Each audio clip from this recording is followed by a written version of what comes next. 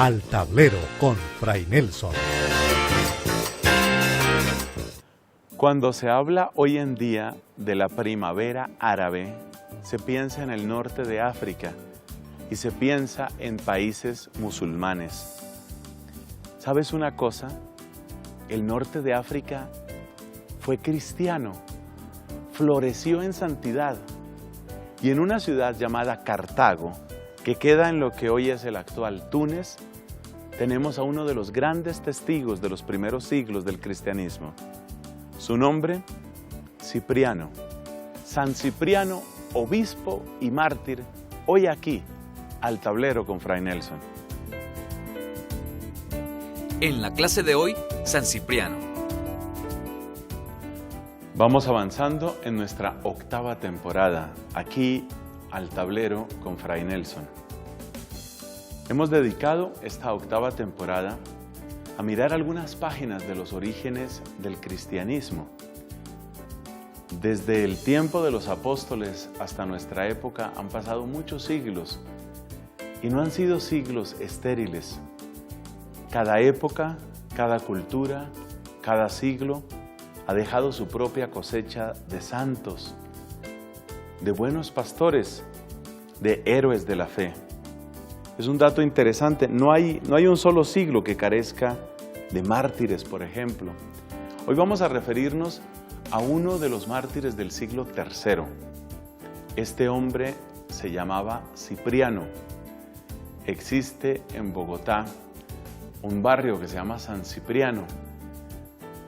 Lo recuerdo porque el Colegio Santo Tomás de Aquino, de nosotros los dominicos, queda muy cerca, ahí por la calle 134, y las rutas de bus que había cuando yo era niño y cuando era adolescente, decían así, debe haber todavía algunas que decían o que dicen eso, ¿no? San Cipriano.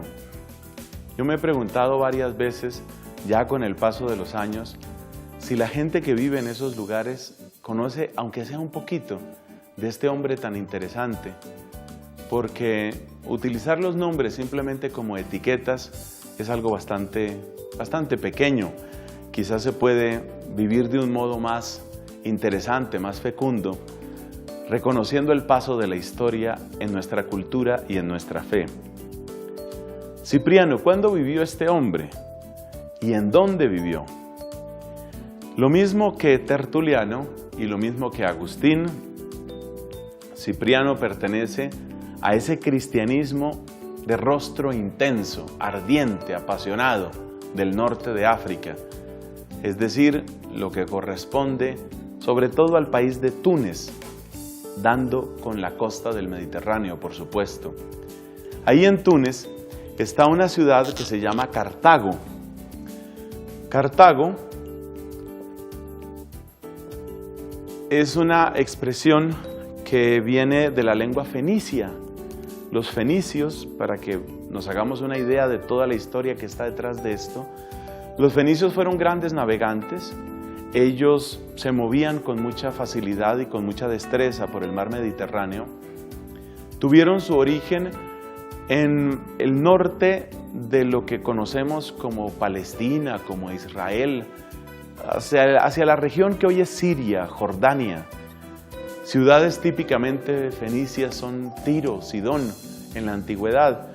Y estos fueron grandes navegantes que utilizaron sus dotes de marineros y su habilidad comercial para extender un cierto dominio por todo el norte de África, partiendo de lo que hoy es Siria.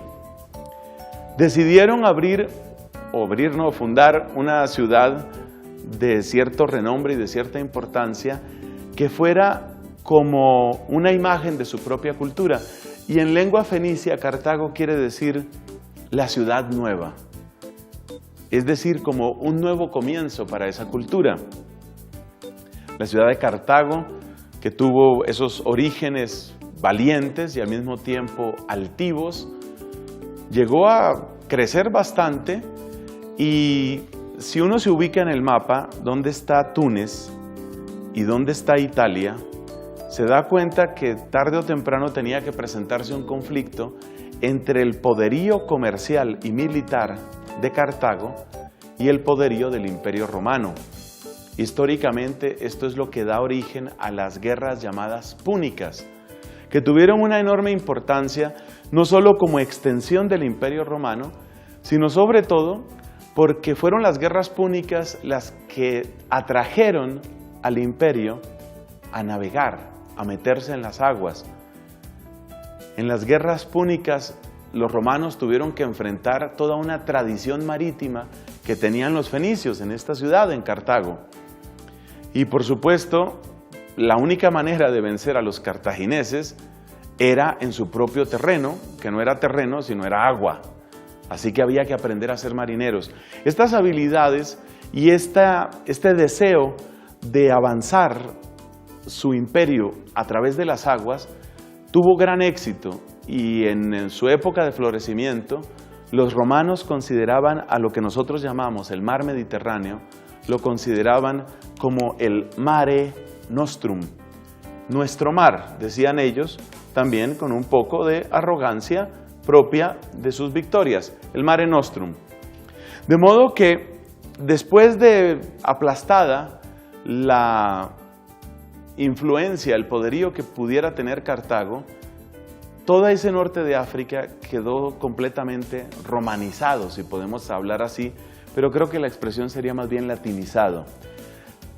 Esas ciudades, sin embargo, conservaron mucho del orgullo, de la altivez de ser una de las pocas potencias que realmente pusieron en jaque a los romanos.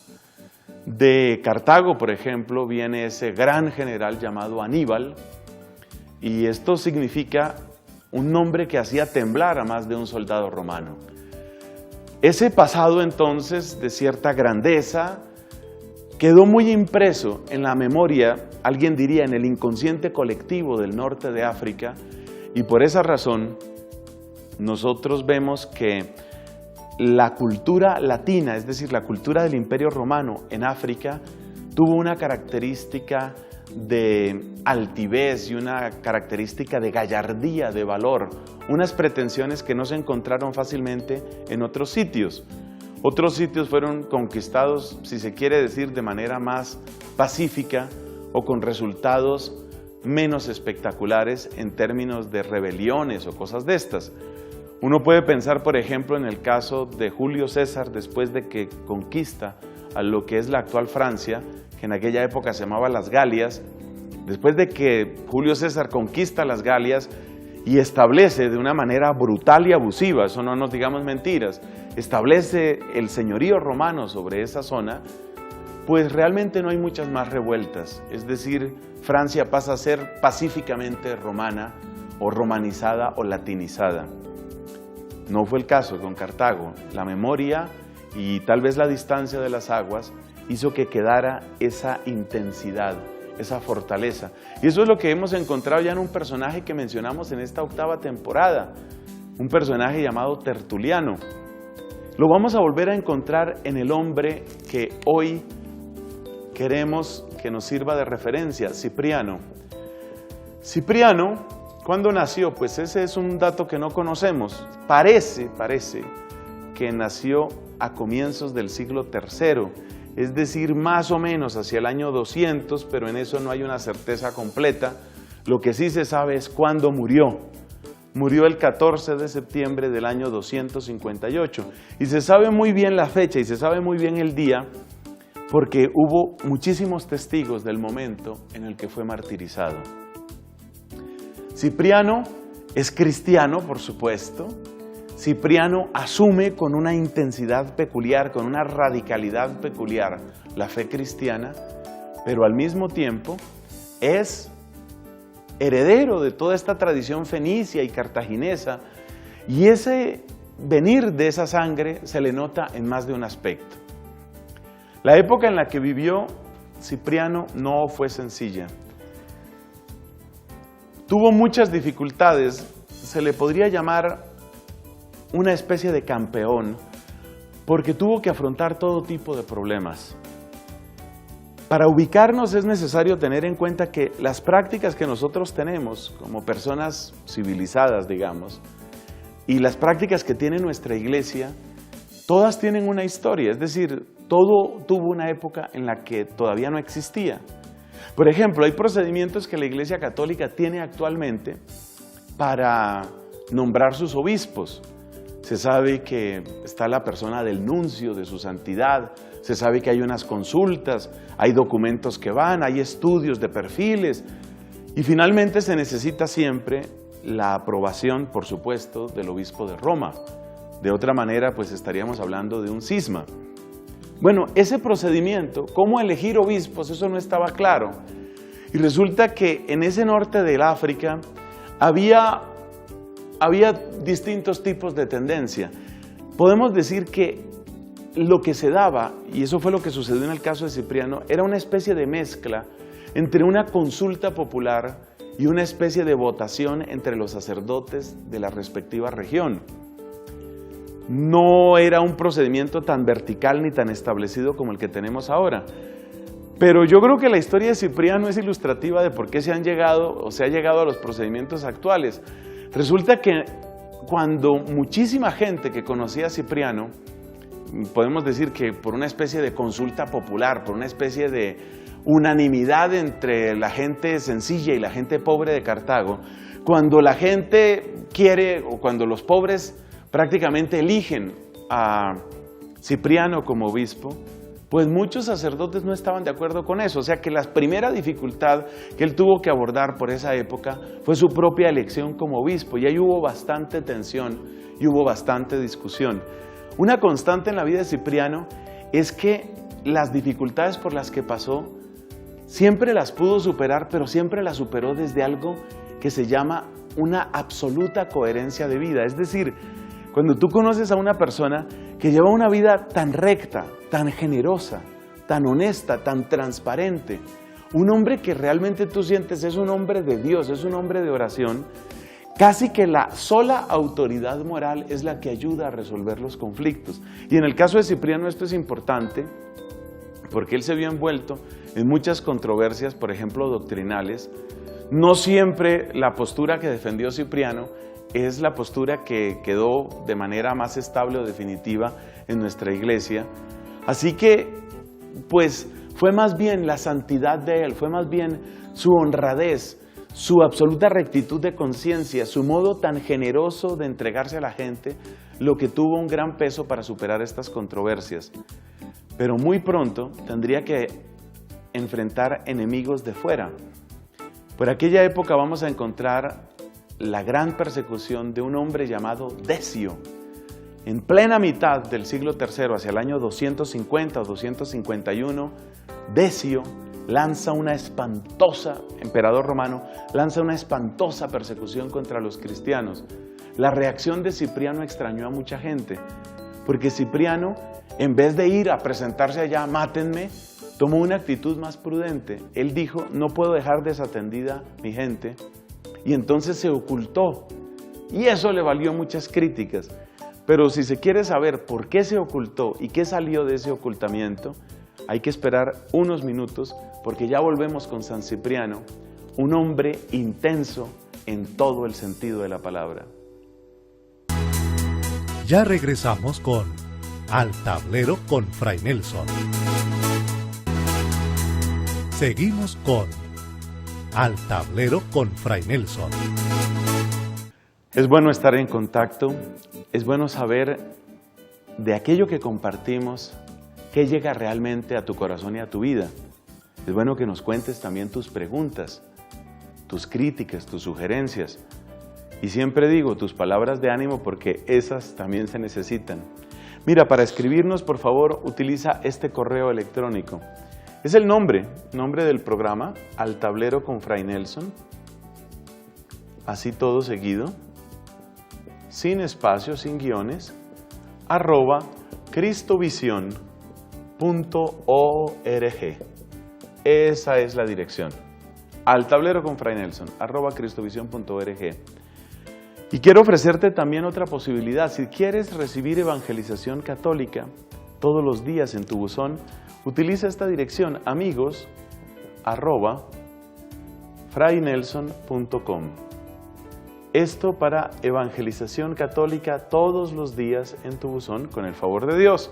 Y tus preguntas, comentarios, sugerencias al tableroconfrainelson@cristovision.org. Que Dios te bendiga.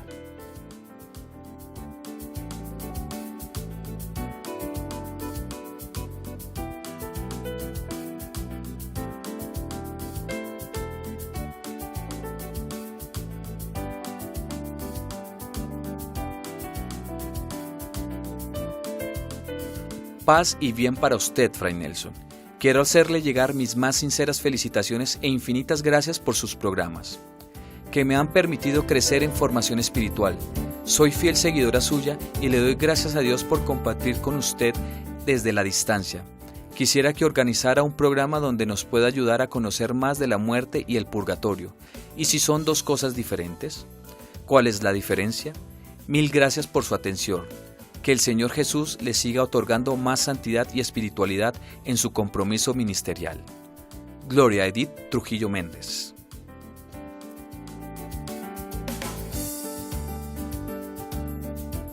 Hacia la mitad del siglo III, año 251, un emperador romano llamado Decio se sintió absolutamente fastidiado, saturado con la presencia de los cristianos.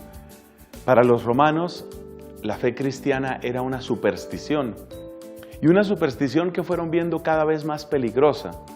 ¿En qué radicaba el peligro? Uno puede pensar que aquellos cristianos eran gente más bien pacífica, incluso caritativa. Pues el principal peligro para ellos era que, al quitar la fe en los antiguos y tradicionales dioses, entonces las funciones religiosas quedaban pues en realidad como son, como cosas completamente vacías, cascarones vacíos. Y los romanos eran muy religiosos, pero en el sentido de muy supersticiosos ellos. Es decir, ellos consideraban que ellos tenían un pacto con los dioses, y ellos consideraban que mientras le estuvieran ofreciendo los sacrificios a los dioses, y mientras estuviera el culto a las distintas deidades, pues los dioses iban a seguir fieles sosteniendo el Imperio Romano, de manera que aquello de que Roma es eterna tenía un precio que había que pagar, y el precio era estar en buenos términos con aquellos dioses.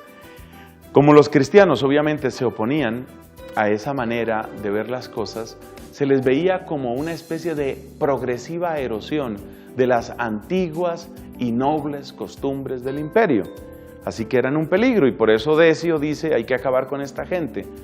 Pero había también otra razón que al principio puede parecer relativamente infantil. Mira, en aquella época, por supuesto, no había los medios de comunicación que conocemos.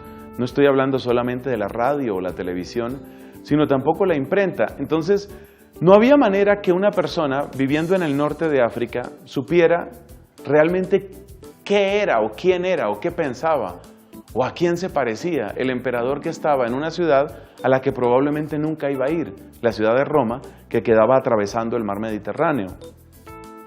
Entonces se volvió costumbre de los emperadores romanos hacer estatuas de ellos mismos, estatuas en vida, o mandar a hacer, por supuesto, estatuas de ellos mismos, estatuas que tenían que ser llevadas a distintos puntos del imperio, y la gente tenía que venerar esa estatua y tenía que manifestar de ese modo su obediencia y su permanencia dentro del imperio. Es decir, que el culto al emperador era una manera de asegurar la cohesión y asegurar la obediencia dentro del imperio romano. Por supuesto, los cristianos no iban a realizar o no debían realizar ese tipo de actos de pura idolatría. Esto fastidiaba enormemente a los emperadores. No es que ellos creyeran demasiado a fondo o muy en su corazón en aquellas ceremonias. Se trataban más bien de formalismos, pero siendo formalismos sociales que eran reclamados de toda la población, pues de algún modo significaban la estabilidad de una cierta paz pública. Si se lleva la estatua del emperador, que era lo típico, estatua del emperador, y se pone ahí un pequeño altar, y el altar consistía en una superficie caliente, y al lado había como una vasija que tenía granos de incienso muy aromático, y lo que tenía que hacer la gente era muy sencillo: hacer una fila y entonces tú vas pasando, agarras un puñado del incienso, lo tiras ahí para que arda en esa especie de pebetero y quizás haces una venia y te retiras. Y si tú haces eso, entonces te dan un certificado que tenía distintos nombres, pero el nombre viene derivado de libro, era un libelo, es decir, un pequeño documento que decía que Juan Perico de los Palotes o que Juliana Santana había ofrecido ese sacrificio. Y ya con eso ya no te iban a molestar. Tú pasabas ahí, echabas ese poco de incienso y te daban tu certificado y te devolvías a tu casa y ya quedó todo claro. Si luego tú en tu corazón sigues creyendo que Jesús es el Señor, ese es problema tuyo. Lo que a mí como romano me interesa es que tú hagas la fila lo mismo que todos, tires el incienso lo mismo que todos, recibas tu papelito lo mismo que todos y te vayas a tu casa y no molestes. Así de sencillo era. Los cristianos eran rebeldes a eso porque sentían que era una manera de ofender a Dios. Bueno, muchos cristianos sentían que esa era una manera de ofender a Dios. Otros cristianos, sabiendo lo terribles que eran los tormentos y sabiendo la agresividad del imperio cuando se dedicaba a perseguir a un sector de la población, se sentían acobardarse. Entonces mucha gente prefería hacer, digamos, la mímica, hacer el papelón, de un modo quizás externo. Pues sí, hacían esa fila, tiraban ese incienso, recibían su papel, y sí, habían traicionado a Cristo, y sí, habían ofrecido un sacrificio idolátrico, pero es que si no hago eso, pues entonces me van a torturar, me van a matar, y eso duele mucho. Uno sabe que los primeros cristianos fueron generaciones de muchísimos santos, pero por favor no imaginemos que todo el mundo era valiente, ni imaginemos que todo el mundo era mártir. Muchos se sintieron incapaces, y a esos se les dio un nombre. Ese nombre es lapsi. Lapsi es una palabra que viene del latín, tú seguramente has oído la palabra lapsus, lapsus lingue. Lapsus del verbo lavere es caer. Entonces los lapsi eran los caídos, los que habían caído en el pecado grave de negar a Cristo.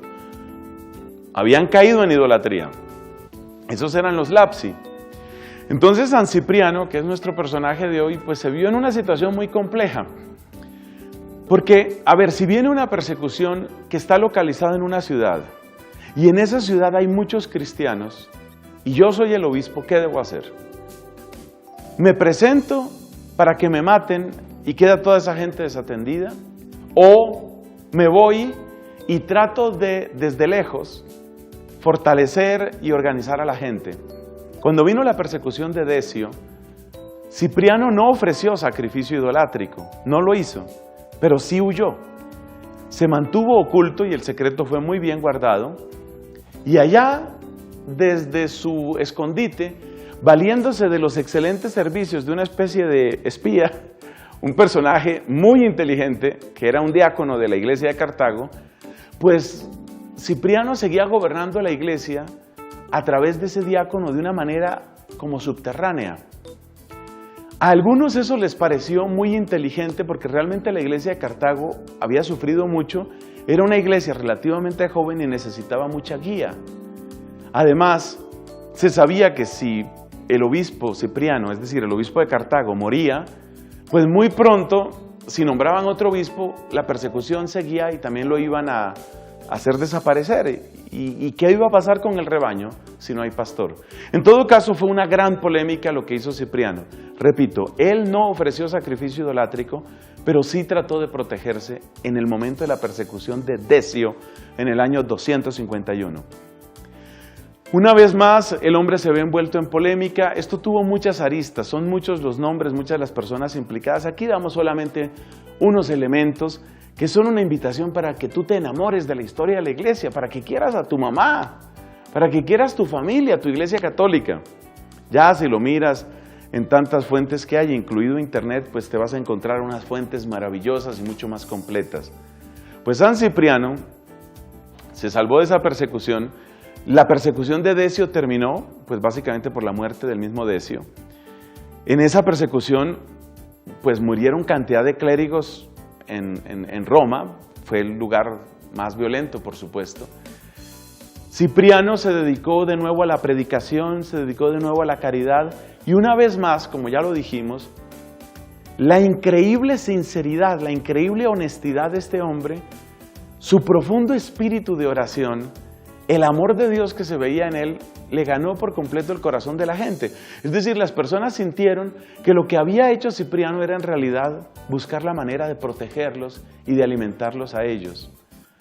Las cosas lamentablemente se complicaron porque en el año 258 encontramos a otro emperador, ya Decio pues había muerto, tenemos al emperador Valeriano, y el emperador Valeriano, siguiendo las huellas de su predecesor Decio, decide iniciar otra persecución y de nuevo machaca de una manera salvaje a los cristianos, incluyendo papas que mueren. Encontramos la muerte del Papa Cornelio, encontramos la muerte del Papa Sixto II. Es decir, fue una cosa realmente con saña. Llegó el momento en el que era una ira como satánica contra la iglesia y una necesidad de acabar especialmente con los clérigos. Por eso la actitud que tomó primero Cipriano. Esta vez la persecución no se centró únicamente en una ciudad, como cuando Decio, que era prácticamente circunscrito a Cartago y por eso Cipriano pudo huir. Esta vez era en todo lugar del imperio. Valeriano, con una ira, repito, digna del infierno, quería realmente exterminar el cristianismo donde estuviera. Llegaron las noticias de esta nueva persecución. Cipriano se dio cuenta que esta vez no tendría a dónde ir. Se dio cuenta que había llegado el momento de entregar su propia vida al Señor. Y entonces lo que hizo es muy notable. Escribió una obra que se llama Invitación o Exhortación al Martirio. Y con esa obra empezó a alentar a la gente para que no cometieran este error. Porque este fue un problema muy serio, el problema de los lapsi. Luego hubo muchas controversias, si se les podía perdonar, si se les podía readmitir. Cipriano tomó una línea prudente diciendo, pues sí toca admitir a los que estén arrepentidos, los que hayan cometido acto idolátrico, hay que admitirlos si están genuinamente arrepentidos, pero que el arrepentimiento sea sincero y que la vuelta no sea fácil. Es decir, tampoco podemos favorecer la mentalidad mediocre de los que traicionan a Dios y después creen que todo se repara sin problemas. Llegó el momento de la persecución de Valeriano, Cipriano se dio cuenta que llegaba el momento del fin para él también, y escribe esta obra que se llama Invitación al Martirio o Exhortación al Martirio, diciéndole a la gente que tenían que prepararse para morir por el Señor, que tenían que prepararse y que esta vez no podían traicionar al Señor. Él fue sometido en el año 257, fue sometido a arresto domiciliario, pero todo el mundo sabía qué desenlace iba a tener eso. En el año 258, de una manera pública, fue llevado para ser ejecutado y sus últimas palabras fueron una oración. Él entregó su propia vida, como tantas veces había ofrecido el sacrificio eucarístico, en cierto modo hizo de su propia vida una hostia, hizo de su propia vida una ofrenda. Se inclinó y fue decapitado el 14 de septiembre del año 258. Sus enseñanzas, su ardor por la fe y la sinceridad de su corazón quedaron profundamente grabados en la mente de la gente, junto con algunas obras que se conservan. Si buscas, fácilmente puedes encontrar de manera gratuita en internet el comentario de San Cipriano a la oración del Padre Nuestro, es excelente. Tiene también una invitación a la santidad a través del voto de castidad.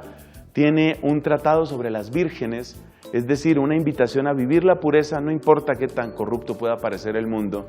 Tiene esta exhortación al martirio y en todos sus documentos tiene sobre todo un enorme amor a Dios que tiene que servir de testimonio y de faro para nosotros en todas las épocas.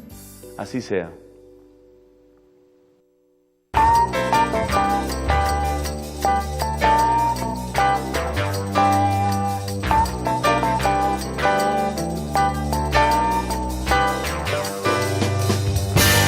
Al tablero con Fray Nelson.